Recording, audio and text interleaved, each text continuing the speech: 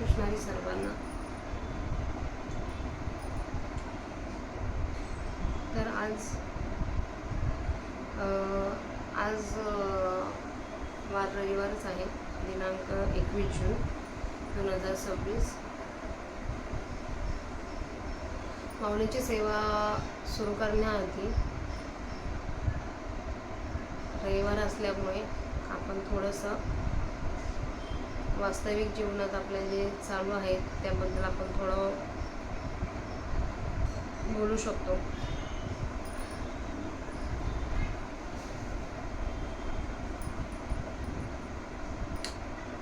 21 जून असूनही आता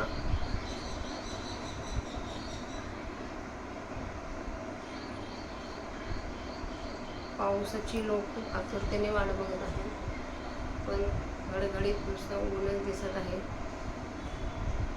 त्यामुळे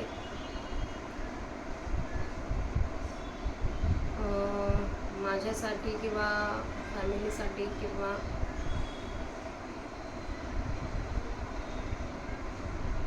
माझ्या रिलेटिव्हसाठी वाईट वाटण्याऐवजी मला जे आपले शेतकरी बांधव आहेत त्यांना आता त्यांचं पोट तर पूर्ण शेतीवरच असतं. म्हणजे शेतीत जे काही उत्पन्न भेटतं ते उत्पन्न बाजारात विकल्यानंतर त्यांना जे काही धन भेटतं त्या धनावर त्यांचं पोट चालू असतं. आपण इकडे मुंबईला नोकरदार वर्ग महिन्याच्या शेवटी किंवा महिन्याच्या सुरुवातीला आपल्या बँकेत जे काही आपलं महिनाभर काम करतो त्याचा आपल्याला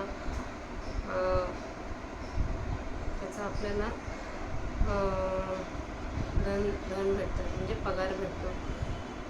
पण ज्यांचं पोट त्या जमिनीवर अवलंबून आहे ती जमीन चातकासारखी पावसाची वाट बघत आहे. आतून भरून येते, हा पाऊस एवढा लेट झालाय. त्या शेतकऱ्याला एक एक दिवस एक एक डोळे त्याचे वरती आकाशाकडे बघून थकत असतील. हे सगळं वास्तविक जर पाहिलं तर पावसाचाही यात दोष नाही. जी आपली आता जगरहाटी चालू आहे त्या जगरहाटीमुळेच हे सर्व आपण अनुभवत आहोत. जर तुम्ही पाहिलं मुंबईला लोक जरा गरम झालं तर AC लावून बसतात, कारण की माणसांची संख्याच एवढी जास्त आहे. लोकसंख्या जास्त असल्यामुळे एका छोट्या प्लेसमध्ये ही लोक स्वतःची उपजीविका भागवण्यासाठी इथं राहत असतात मुंबईसारख्या ठिकाणी. पण त्यांचं प्रमाण आता दिवसेंदिवस वाढल्यामुळं आणि त्यातून परत आपल्या ज्या जीवनाच्या सुखसोयी, म्हणजे गरमीत तर माणूस जास्त वेळ थांबू शकत नाही, म्हणून आपण घरामध्ये AC वगैरे लावून बसतो. AC लावल्यानंतर जी काही आपल्याला थंडावा निर्माण होतो, पण त्याच्या अपोजिट आपण बाहेर उष्णता फेकत असते ती AC. ऑब्वियसली ती उष्णता थोडी थोडी थोडी करून असं जर आपण सगळ्या भारतात राहणाऱ्या किंवा जगात राहणाऱ्या लोकांनी जेवढी स्वरूपातली उष्णता निर्माण झाली त्याच्यातून जे ग्लोबल वॉर्मिंग नावाचा आम्ही शाळेत असताना तो विषय आम्हाला अभ्यासाला होता आमच्या इन्व्हायरमेंट स्टडीच्या रिलेटेड. त्यावेळेस तो होता. तर त्या गोष्टींना आता जवळजवळ 15 वर्ष झाले असतील. पण एवढं आपण बघतो, ऐकतो, पण आपण स्वतःहून त्या गोष्टीसाठी काही करत नाही. तर चला, मी म्हणते की चला मी काहीतरी करते. मी जर माझ्यात थोडा चेंज केला तर तो चेंज बाकीच्यांमध्ये पण झाला पाहिजे, ही त्याच्यामागे माझी दुसरी जी भावना असते ती जागृत होते. मी करते त्या माझ्या एकटीच्याने काय होणार नाही, म्हणून मला आजूबाजूच्या माझ्या 4-5 लोकांनी सुद्धा ते केलं तर त्याचा थोडा इम्पॅक्ट होईल. पण हेच गोष्ट मी समोरच्याला पटवून देऊ शकत नाही, कारण की प्रत्येकाची मी समजून घेण्याची माझ्या लेवलची, म्हणजे मी ज्या विचारसरणीने त्या गोष्टीबद्दल विचार करते त्याच विचारसरणीने समोरची व्यक्ती तो विचार करणार की नाही, किंवा त्याच्यापेक्षा तो जास्त करूही शकतो किंवा त्याच्यापेक्षा कमी होईल. पण जोपर्यंत विचारांची एक लेवल म्हणू शकतो किंवा एक फ्रिक्वेन्सी मॅच होत नाही, तोपर्यंत ती गोष्ट साध्य होणार नाही. आपण आता खूप बोलतो की झाडे लागवा, पण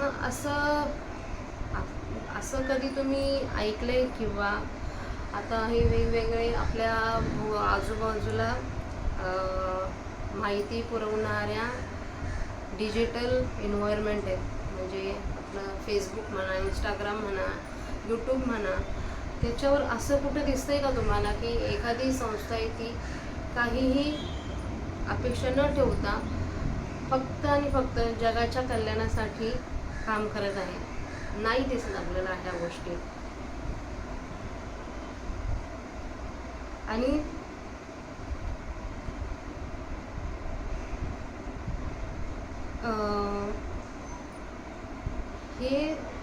आणि आता पण आता आपण ठीक आहे, आपण फॅन खाली बसलोय आहे की आपण म्हणजे नॉर्मल जगतोय आपण, पण आता गावच्या ठिकाणी जे शेतकरी लोक आहेत ना, जे श्रीमंत लोक आहेत त्यांना एवढा फरक पडत नाही या गोष्टीने. ज्यांच्याकडे भरपूर जमिनी, नाही 1 वर्ष कमवलं तरी चालेल, नाही 2 वर्ष कमवलं तरी चालेल, पण ज्यांचं पोट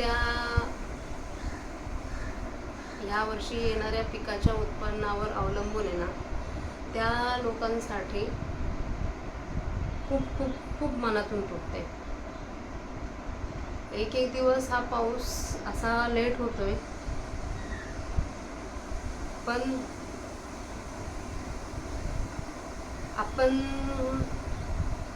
आपण व्यक्तिगतरित्या त्या गोष्टीसाठी आपण काहीच करू शकत नाही, याची खंत मनाला खूप वाटते.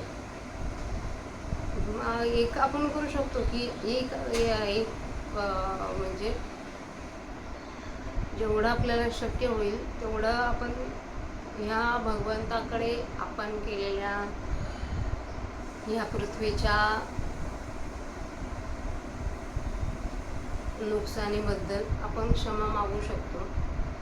आणि त्या भगवंताचं हृदय एवढं मोठं आहे ना, जर तो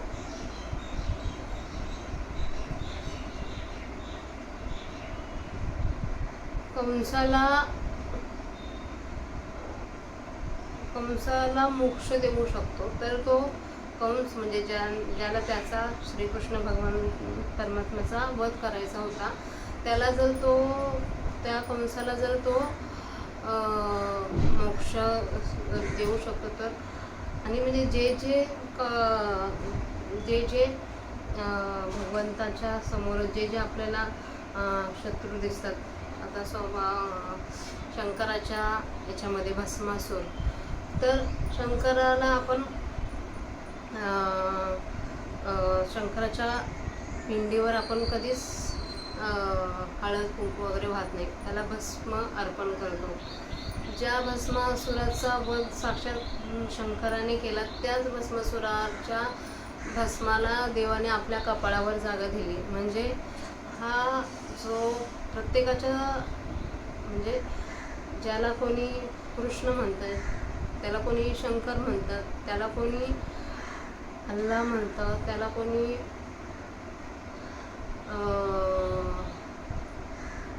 म्हणजे प्रत्येक येशू ख्रिश्चन लोकांमध्ये जीस, तर प्रत्येकाच्या धर्मानुसार, म्हणजे हे धर्म त्यावेळेसच पाडलेले ते, त्या धर्मानुसार त्यांच्या त्या पर्टिक्युलर चैतन्य शक्तीला आपण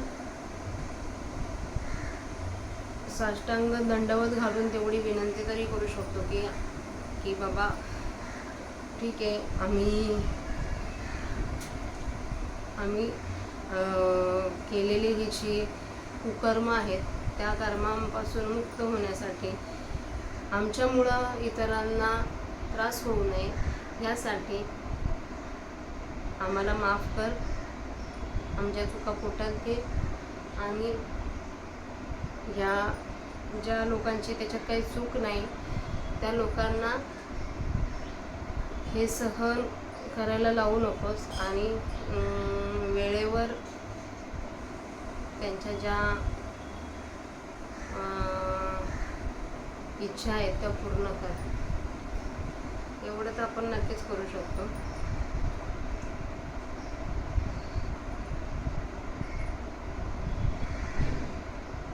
ही झाली आपल्या आजूबाजूच्या आत्ताची जी परिस्थिती आहे त्या परिस्थितीबद्दल आपली छोटीशी चर्चा. त्याच्यानंतर आज अजून एक दुसऱ्या विषयाबद्दल मला बोलायचं होतं. मी आधीच विचार केला होता की हे मी आज बोलन इथं म्हणून. आजकाल आहे ना मी म्हणजे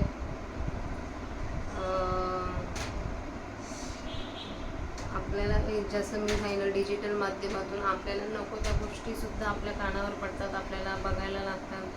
तर काही 2-3 दिवसापूर्वी मी एका फेसबुकवर पोस्ट वाचलेली की एका मुलीला, म्हणजे हे आता मी जे बोलणार आहे ते प्रेमाच्या रिलेटेड असणार आहे, ठीक आहे. आणि पहिली तर माऊलींची क्षमा मागते, जिथं माऊलींची मला सेवा करायची तिथं मी हे थोडंसं विषयाच्या बाजूला जाऊन थोडंसं बोलत आहे. तर मी ते फेसबुकच्या पोस्टमध्ये असं वाचलं होतं की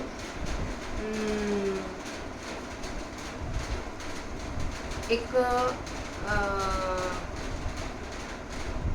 हे मला इथं का सांगावं वाटतं ते आधी मी क्लिअर करते. म्हणजे ते दृष्टांत मी जो वाचला तो आता ॲज अ दृष्टांत म्हणूनच झाला, पण ते सांगण्याआधी इथं मी का सांगते, कारण की ज्याप्रमाणे अर्जुनाच्या मनात भगवंताबद्दल जे प्रेम होतं, जी प्रेमभावना होती,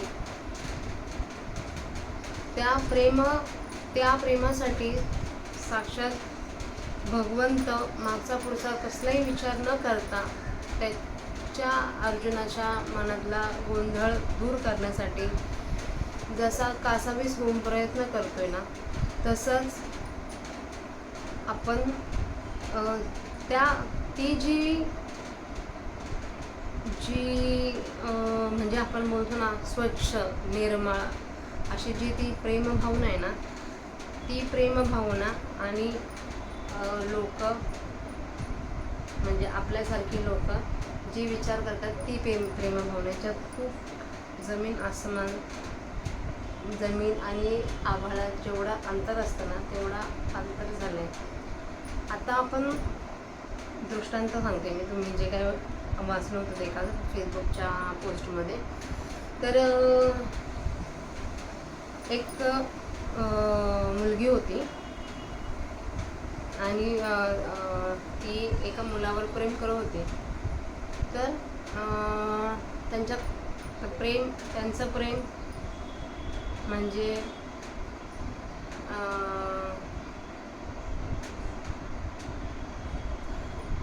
की प्रेमामध्ये प्रत्येक गोष्टी ती जरी चुकीची असली तरी ती आपण पोटात घेतो, ती चुकीची म्हणजे ते आपल्याला कळते की समोरचा व्यक्ती आपल्यासोबत बरोबर वागत नाही, आपल्याला गृहीत धरतो. परत आपण त्याच्यासाठी त्या गोष्टी करतोय तरीसुद्धा त्याला त्या गोष्टींची किंमत नसते. असं हे त्या आजकालच्या जनरेशनच्या प्रेमामध्ये ऐकायला भेटतं. तर ती मुलगी त्या मुलावर खूप प्रेमळ होती, त्या मुलाचंही त्या मुलीवर प्रेम होतं आणि काही कारणास्तव 1-2 वर्ष झाली त्या गोष्टीला. ते सगळीकडे म्हणजे असं एकमेकाला सांभाळत ते जगत होते. पण त्या मुलाच्या आयुष्यामध्ये काही ना काहीतरी अडचणी येतात. तर तो मुलगा हळूहळू त्या मुलीकडे दुर्लक्ष करायला लागतो. मग तिने त्यामध्ये सांगितलं डिटेलमध्ये की ती स्वतःहून खूप वेळा तिने सगळ्या गोष्टी सॉर्ट आऊट करण्याचा प्रयत्न केला आणि ते नाही झालं. तो मुलगा मग एका पॉईंटला त्या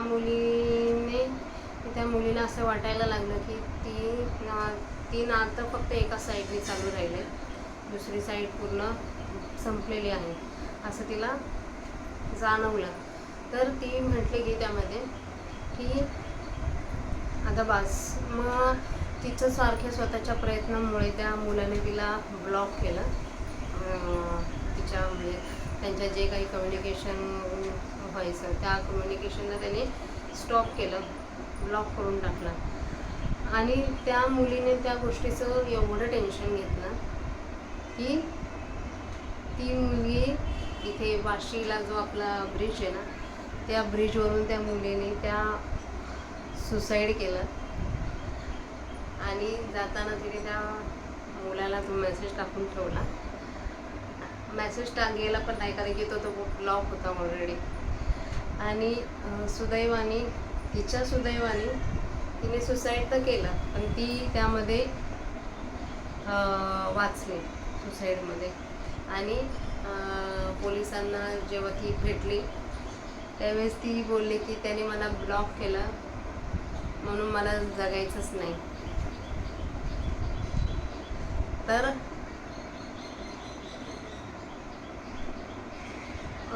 ह्याच्यामध्ये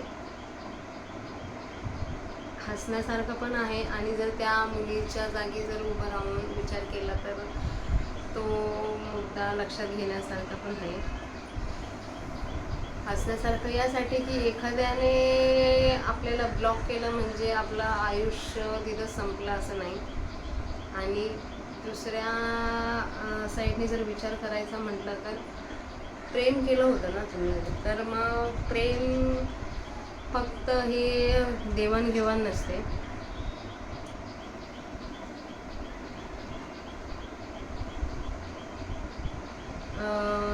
प्रेम ही भावना खूप सुंदर आहे, खूप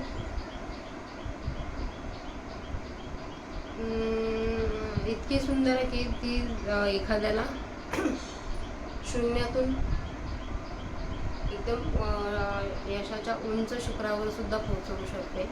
आणि ती भावना जर निगेटिव्ह वेने विचार केला तर तीच भावना आपल्याला एकदम आपण जरी काही असलो तरी आपल्याला ती परत ग्राउंड लेवलवर नेऊन ठेवू शकते. म्हणून जर प्रेम करायचंच असेल तर ना, श्रीकृष्ण भगवंताने जसं अर्जुनावर केला किंवा अर्जुनाने जसं श्रीकृष्णावर केला, श्रीकृष्णाने जसं राधेवर केलं, जसं राधाने श्रीकृष्णावर केला, श्रीकृष्णाने जसं त्याच्या भक्तांवर केलं, त्याच्या भक्तांनी जसं श्रीकृष्णावर केलं, तसं निरपेक्ष, स्वच्छ, सुंदर असं एक प्रेम म्हणजे कोणाला आपलं ओझं वाटलं नाही पाहिजे, असं प्रेम केलं पाहिजे. तर आज त्या प्रेम करणाऱ्याबद्दल इथं मला बोलावं वाटलं, कारण की तुम्ही व्यक्तींवर प्रेम करताना त्यावेळेस आपण खात्री देऊ शकत नाही की आपल्याला सुरुवातीला चांगलं वाटतं की आपण प्रत्येकाकडून म्हणजे नात्याच्या सुरुवातीला असं वाटतं ठीक आहे, पहिलं तर आपण मनुष्य आहोत, नंतर काही स्त्री असतात, काही पुरुष, मग अपोजिट अट्रॅक्शन ह्या गोष्टी ठीक आहे. त्याच्यानंतर पण जरी त्या गोष्टीच्या बाहेर पलीकडे जाऊन विचार करायला आपण पाहिजे की हे फक्त अट्रॅक्शन असता कामा नये. ह्याच्यामध्ये जर आपण शब्दांची देवाणघेवाण करतोय, भावनांची देवाणघेवाण करतोय, तर समोरच्या व्यक्तीलाही तेवढंच महत्त्व देणंही गरजेचं आहे. त्या व्यक्तीच्या आयुष्यात आपण नसण्याने जरी ती व्यक्ती हसत खेळत दिसली तरी तिच्या बॅक ऑफ द माइंड जे भावनांचं द्वंद्व युद्ध चालू असतं ना, त्याची आपण कल्पनाही करू शकत नाही.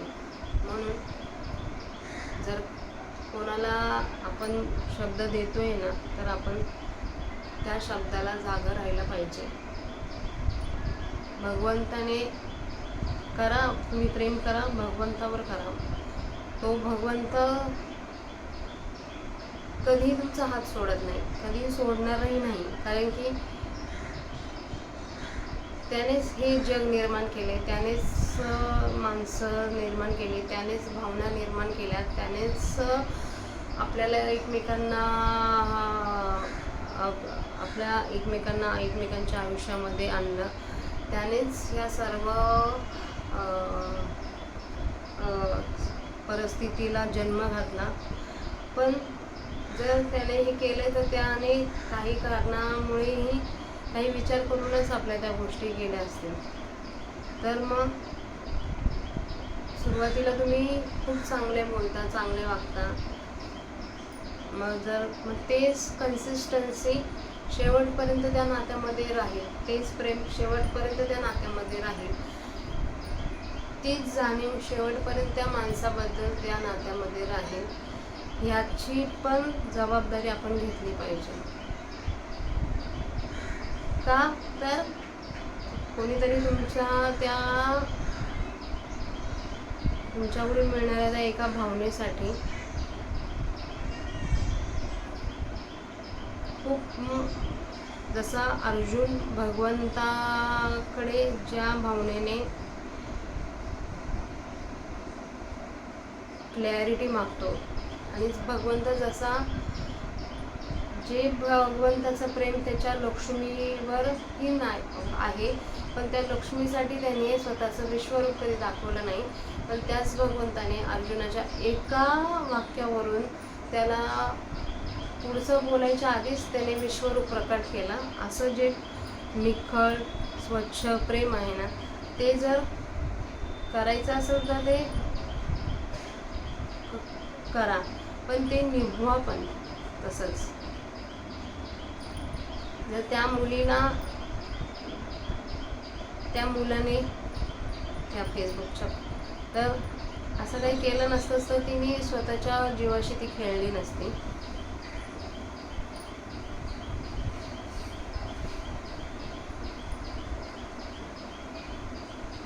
तर सांगण्याचं तात्पर्य, आज आपलं 20 मिनिटं तर पहिली फक्त ह्या बाकीच्या महत्त्वाच्या गोष्टींच्या चर्चेवर गेली. आता माऊलीची सेवा चालू करूया. वक्रतुंड महाकाय सूर्यकोटी समप्रभा निर्विघ्नं कुरु देव सर्व कार्येषु सर्वदा. अलंकापुरी पुण्यभूमी पवित्र, तिथे नांदतो ज्ञानराजा सुपात्र. आठवीता महापुण्य राशी, नमस्कार मागार्पी सद्गुरु ज्ञानेश्वराशी. नभः स्पृशं दीप्तमनेकरवन् अध्याय 11 श्लोक 24. नभः स्पृशं दीप्तमनेकरवनं व्यात्यानानं दीप्तिविशालनेत्रं दृष्ट्वा हि त्वां प्रवृतान्तरात्मा धृतिं न विन्दामि शमं च विष्णु. हेली महाकाळेसी हटतटे हटे तटे तैसी किती एक मुखे रागिले. हे वाढून या दाखुटे आकाश केले. गगनाचे निवाडपण नाकळे, त्रिभुवनाचेही वार्यान वेटोळे. याचे निवाफा आगी जळे, कैसे घडाळीत असे. देवेचे एक सारखे एक नोहे, येथ वर्णावर्णाचा भेदू आहे. होका जे प्रळयी सावला आहे मरियाचा. जयाचे अंगीची दीप्ती वेवळी, जे त्रैलोक्य तिजे राखुणे. की तयाई तोडे आणि तोडी जात दाढा. ऐसे वाऱ्या धनुर्वास चढला, समुद्र की महापुरी पडिला. विषाग्नी मारा प्रबलथला वडवानळासी. हळाहळ आगी पियाले, नवल मरणा मारा पेटले. ऐसे संवार तेजा या जाहले, वदन देखा. तरी कोणे माने विशाळ, जैसे तुटली अंतराळ. आकाशाशी कवळ पडवून ठेले, नाथरी काखे वासुनी वसुंदरी. जे हिरण्याक्षो रिगलाविवरी, ते उघडले हाटकेश्वरी. जेवी पाताळ कुहर, तैसा वक्रांचा विकासो. माझी जीवांचा आगळाचे अभ्यासो. विश्वपुरैन म्हणून हासो, न भरीची कोणे. आणि पाताळ व्याळ्यांच्या फुटकारी, गरळ ज्वाळा लागती अंबरी. तैसी पसरली वदनदरी, माझी ते जीवा. काढून प्रलय विजूंचे जुंबाळे, तैसा पन्नासली गगनाचे गोळे. ऐसे आवाळू आमरी आकडे, धगधगीत दाडांचे. आणि ललाट पटाची कोळे, कैसे भयात भेडविताती डोळे. होकाचे महामृत्यूचे उमाळे, कडवसा राहिले. ऐसे वाहुनी महाभयाचे भोज, येथ काय निपजवू पाहतासे काज. ते नेनो परी माझ मरणमय आले. देवा विश्वरूप पहावयाचे डोहाळे, केले तिये पावलो प्रतिफळे. वा देखलासी आता डोळे, निवावे तसे निवाले. अहो देहो पार्थिव की रजाई, याची काकुळती कवना आहे. परी आता चैतन्य माझे विपाये, वाचे की न वाचे. एरवी भयास्तव अंग कापे, नावे का आगळे तरी मन तापे. अथवा बुद्धी ही यासिपे, अभिमानू विसर्जे. परी येतुल्याही वेगळा, जो केवळ आनंद कैखळा. तया आत्मरात्मा याही निच्छळा, शियारी आली. बाप साक्षात्काराचा वेदू, गैसा दशघडी केला बोलू. हा गुरु शिष्या संबंधो, विपाय नांदे. देवा तुझ्या या दर्शनी, जय विकल्प उपजले आयंतकणी. ते सावरवया लागी गवसनी, धैर्याची करीत असे. तव माझे निनामे धैर्य हरपले, की तयाही विश्वरूप दर्शन झाले. हे असो परी मज पाहले आथोडले उपदेशाचे. जीव विसावावयाची आछाडा, धावाधावी करत असे बापुडा. परिसोय ही कवन करडा, न लभत नभे इथा. ऐसे विश्वरूपाची महामारे, जीवत्व गेले आहे चराचरी. जी न बोले तरी काय करी, ऐसे राहे. द्रष्ट कराला आणि चरते मुखानी, दृष्टवैव कालनला संन्यास मानी. दिशो न जाणे न लभे शर्म, प्रसिद्ध देवश जगन्य व्यास. पै अखंड डोळ्यापुढे, फुटले असे महावयाचे भांडे. तैशी सुखे वितंडे पसरली देखे, असो दाडांची दाटी. न झाकवे मा दो मोठी, सैंग प्रळय शस्त्रांची या दाट कांठी. ही लागली अजैसा, जैसे तक्षका विष भरले. होकाजे काळ रात्री भूत संचरले, की आग्नेयास्त्र परिजले वज्राग्नी देसे. तैसे तुझी वक्रे प्रचंडे, वरी आवेश हा बाहेर उसंडे. आले मरण रसाचे लोंडे आमावरी. संहार समयीच्या चंडाणू, आणि महाकल्पांत प्रळयानळू. या दोहीचे होय मिळू, पै काय एक नजळे. तैसे संहार के तुझी मुखे, देखोनी धीरुका आम्हा पारुगे. आता भुलो मी दिशा न देखे, आपण पेनेने. मुंडके विश्वरूप डोळा देखिले, आणि सुखाचे वर्षण पडिले. आता जापानी आपले अस्ताव्यस्त हे. ऐसे करीसी म्हणून जरी जाणे, तरी एक गोष्ट सांगावी का मी म्हणे. आता एक वेळ वाचावी जी प्राणे, या स्वरूप प्रळयापासून. जरी तू गोसावी अमुसा अनंता, तरी सोयी ओढण माझी आजीविता. साठवी पसारा हा मागुता महामारिता. ऐके सकळ देवांची अपर देवते, तुवा चैतन्य गा विश्व बसते. ते विसरलासी हे उपरते, संहारू आदरले. म्हणून वेगी प्रसन्न होई देवराया, संवरी आपुली माया. काढी माते महाभया पासूनिया.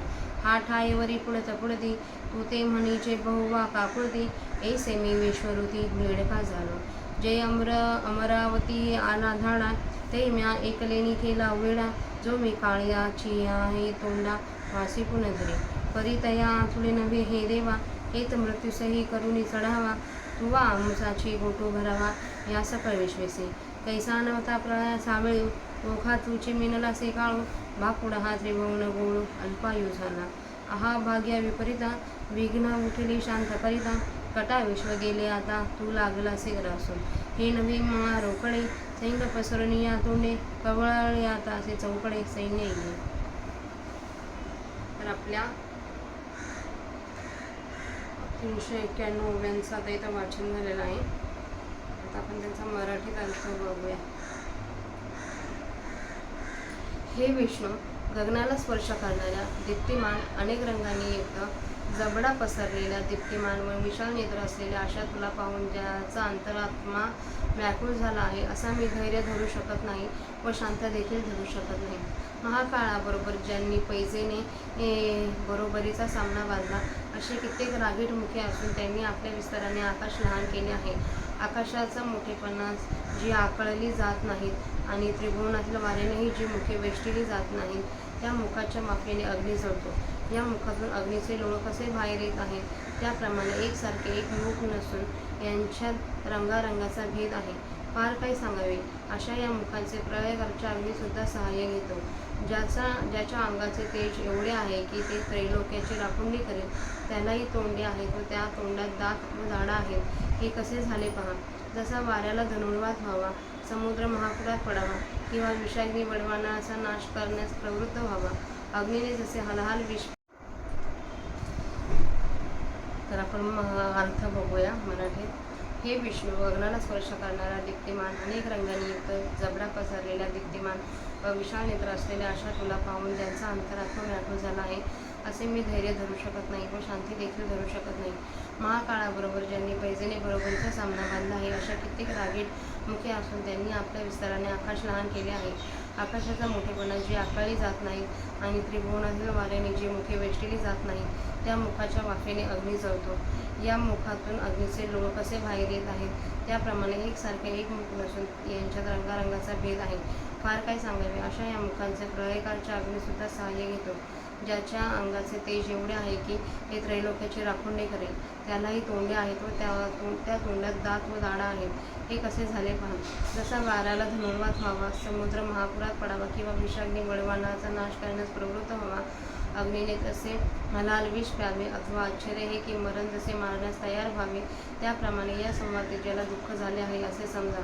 परंतु ती मुखे किती मोठी आहेत म्हणून म्हणाल तर आकाश तुटून पडल्याने जशी आकाशात खिंड पडून राहते अथवा बगलेत पृथ्वी मारून जेव्हा हिरण्याक्ष दैत्य गृहेत शिरला तेव्हा हाटकेश्वराने जसे पाताळरूपी गुहेचे दार उघडले त्याप्रमाणे तोंडे पसरलेली आहेत व त्यामध्ये जिभांचे अधिकच जोर दिसून येत आहेत.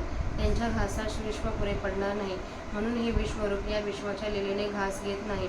आणि ज्याप्रमाणे पाताळातील सर्पाच्या फुत्काराने त्यांच्या विषाचा ज्वाला आकाशात पसराव्यात ती ज्वाला जिव्हा या वदनरूपी दरीत पसरली आहे. प्रलयकालच्या विजांचे समुदाय काढून जसे आकाशाचे भुरुंग शृंगारावेत तशी ओटम बाहेर तीक्ष्ण अशा दाढांची कोके दिसत नाहीत. आणि ललाट रूप वस्त्राच्या खोलीत असलेले हे डोळे हे जसे काही भयासच भेडसावीत आहेत अथवा ते डोळे महामृत्यूचे लोटत असून भयांच्या अंधारात राहिले आहेत असे मृत्यूचे कौतुक धारण करणारे करून म्हणजे आपल्या स्वरूप दाखवून या ठिकाणी तू काय कार्यसिद्ध करू पाहतो ते मला कळत नाही. परंतु मला मात्र मृत्यूचे भय वाटू लागले आहे. अहो देवा, विश्वरूप पाहण्याचे डोळे झाले होते त्याची पूर्ण फलप्राप्ती होऊन बापा तुमचे विश्वरूप आता पाहिल्याने डोळे शांत व्हावे असे झाले. अहो देवा, हा देह पृथ्वीचा बनला असल्याने तो तर निश्चय करून नाश पावणारच त्याची काळजी कोणी केली आहे. परंतु आता माझे चैतन्य वाचते की नाही असे मला वाटू लागले आहे. एरवी भयामुळे अंग कापायास लागते आणि तेच भय क्षणभर अधिक वाढले की मनाला ताप होतो अथवा बुद्धी दचकते आणि अभिमान विगलित होतो. परंतु या सर्वांहून वेगळा जो केवळ आनंदाचा अंश आहे असा जो अंतरात्मा त्या शांत आत्म्याला देखील भयाने शहारे आले. काय आश्चर्य आहे. विश्वरूपाच्या प्रत्यक्ष दर्शनाचा काय छंद लागला होता. त्या दर्शनाने माझे ज्ञान देशोधडी केले. असा गुरु शिष्य संबंध क्वचितच सापडेल. देवा, तुझ्या या दर्शनाने अंतःकरणामध्ये विस्कळीतपणा उत्पन्न झाला आहे. तो विस्कळीतपणा सावरण्याकरता मी धैर्याची गवसणी करीत आहे. व माझ्या नावाने धैर्य अगदीच नाहीसे झाले आणि त्यापुढे विश्वरूप दृष्टीस पडले. मग काय विचारताय? हे राहू द्या. परंतु मला उद्देशात चांगले गुरफटून टाकलेत. विश्रांती घेण्याच्या इच्छेने विचारा जीव धावाधाव करीत आहे, परंतु या विश्वरूपात त्याला कुठेही आश्रय मिळत नाही. याप्रमाणे विश्वरूपाच्या महामारीने चराचरातील जीवित्व गेले आहे. महाराज, हे न बोलावे तर काय करावे व कसे करावे? आणि दाढांच्या योगाने विक्राळ आणि प्रळयकालच्या अग्नीप्रमाणे दिसणारी तुझे मुखे पाहूनच मी इतका गर्भगळीत झालो आहे की मला दिशाभूल झाली आहे. मला काही सुख वाटत नाही. हे देवादिदेवा, जगन्निवासा, आता प्रसन्न हो. ज्याप्रमाणे मृत्यूचे भांडे फुटावे तशी तुझी विशाल तोंडे डोळ्यापुढे एकसारखी पसरलेली मी पाहत आहे. हे असू दे. जसे प्रळयकालच्या शस्त्रांची दाट कुंपणे एकसारखी लागावीत अशी दाढांची गर्दी उडून गेली आहे. इतकी की प्रत्येक मुखातील दात व दाढा ह्या त्या मुखाच्या दोन दोन ओठांनी देखील झाकल्या जात नाही. तक्षक सर्प हा मूळचाच विषारी असून त्याच्या तोंडात आणखी विष भरावे. किंवा अमावास्येची रात्र ही जशी पूर्ण काळोखामुळे मूळचीच भय उत्पन्न करणारी असून तिच्यात आणखी पिशाचाचा संचार व्हावा. किंवा वज्राग्नी हा जसा स्वभावताच अत्यंत धाक असून त्याने आणखी अग्निअस्त्र धारण करावे. त्याप्रमाणे तुझ्या विश्वरूपाची तोंडे मूळचीच भयंकर असून त्यात आणखी त्याचा आवेश न मावता बाहेर वाहत आहे. तेव्हा मला असे वाटते की तो वाहत आलेला आवेश नसून ते जणू काही आमच्यावर मरण रसाचे लोंढेच आले आहेत. प्रळयकाळचा प्रचंड वारा व महाप्रळयकाळचा अग्नी हे जेव्हा एकाग्र होतात तेव्हा काय एक जळणार नाही. तशी तुझी संहार करणारे मुखे पाहून आमचे धैर्य तर नाहीसे झाले. आता मी वेडा झाल्यामुळे मला दिशा दिसत नाही. एवढेच नव्हे तर माझी मलाही ओळख नाहीशी झाली आहे असे झाले आहे. विश्वरूप डोळ्याने जरासे पाहिले नाही तो सुखाचा दुष्काळ पडला. म्हणून आता तू आपले अस्ताव्यस्त रूप आवरून घे. तू असे करशील असे मला ठाऊक असते तर ही गोष्ट मला सांग असे मी कशाला म्हटले असते. आता या स्वरूप प्रळयापासून माझे एक बरं प्राण वाचव महाराज. अहो श्रीकृष्ण, जर आपण आमचे स्वामी आहात तर माझ्या जीविताच्या आड ढाल घाला व हा विश्वरूपी महामारीचा पसारा पुन्हा आपल्या स्वरूपाच्या ठिकाणी साठवा. हे सर्व देवांपेक्षा श्रेष्ठ अशा देवा, ऐक. तुझे चैतन्य त्या तुझ्यामुळे सर्व विश्व वसते आहे ते विसरलास आणि हे उलटे संहार करण्याचे काम आरंभले आहेस. एवढ्या करता हे देवतातील राजा श्रीकृष्ण, लवकर प्रसन्न हो आणि आपल्या मायाशक्तीला आवर आणि मला या मरणासारख्या मोठ्या भयातून बाहेर काढ. इतके तुला मोठ्या दीनपणे वारंवार म्हणावे असा मी विश्वरूपाच्या योगाने खरोखर भ्यालो आहे. ज्यावेळी अमरावतीवर राक्षसांचा हल्ला आला त्यावेळी मी एकट्याने तो परतविला व साक्षात काळ समोर आला तरी भय न धरणारा असा मी आहे. परंतु देवा, हे विश्वरूप गोष्ट त्यातील नव्हे. येथे तू मृत्यूवर ताण करून या सर्व विश्वासकट माझा देखील ग्रास करण्याचा दुर्घट प्रसंग आणला आहेस. प्रळयकाळची वेळ नसताना मध्येच कसा तू फार प्राप्त झाला. हे त्रैलोक्य बिचारे अल्पायुषी झाले असे वाटते. अरे रे विपरीत देवा, विश्वरूप दर्शनाने शांत व्हावे म्हणून खटपट केली तो अकल्पित विघ्न उत्पन्न झाले आहे. हे त्रैलोक्य आता नाहीसे होत चालले. तू हे आता गिळावयास लागलास. एकसारखी तोंडी पसरून ही सैन्य चारही बाजूने तू ग्रासीत आहेस. हे प्रत्यक्ष दिसत नाही काय? तर आता आपला मराठीचा अर्थ वाचून झाला. तुम्ही जर पाहिलं तर अर्जुन सुद्धा आता इथं विश्वरूपाच्या संहारात्मक रूपाला घाबरला आहे आणि देवाला सांगतो की तू तुझ्या हे विश्वरूप तुझ्या स्वरूपात परत सामावून घे आणि परत तू पहिल्यासारखा हो.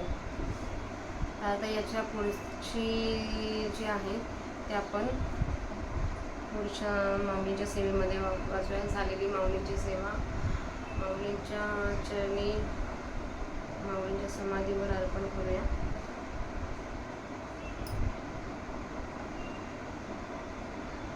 आणि परत एकदा माऊलींच्या समाधीवर किंवा माऊलींजवळ मी प्रार्थना करते की हे जे मनातलं युद्ध आहे त्याला एक दिशा मिळू द्या.